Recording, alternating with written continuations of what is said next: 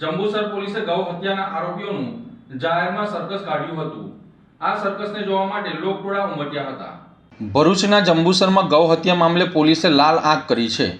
ખારાકુવા વિસ્તારમાં ગૌમાંસના જથ્થા સાથે ઝડપાયેલા આરોપીઓને પોલીસે કાયદાનું ભાન કરાવ્યું છે। પોલીસે આરોપીઓને ભર બજારમાં ખુલ્લા પગે ફેરવી ગુનાનું રિકન્સ્ટ્રક્શન કરાવ્યું હતું, જેને જોવા માટે લોકટોળા ઉમટી પડ્યા હતા। જંબુસરના ખારકુવા વિસ્તારમાં ગૌવંશના કતલ થતી હોવાની બાતમીના આધારે પોલીસે દરોડા પાડ્યા હતા।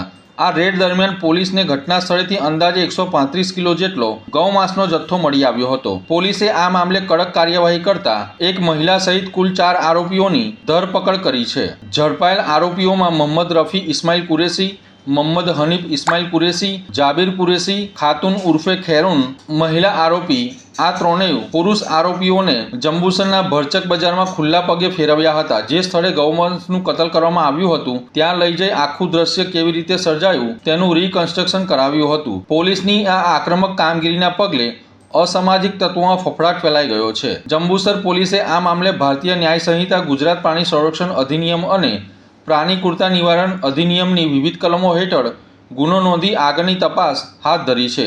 આ કેસમાં હજુ પણ એક આરોપી વોન્ટેડ છે, જેને પકડવા પોલીસે ચક્રો ગતિમાન કર્યા છે।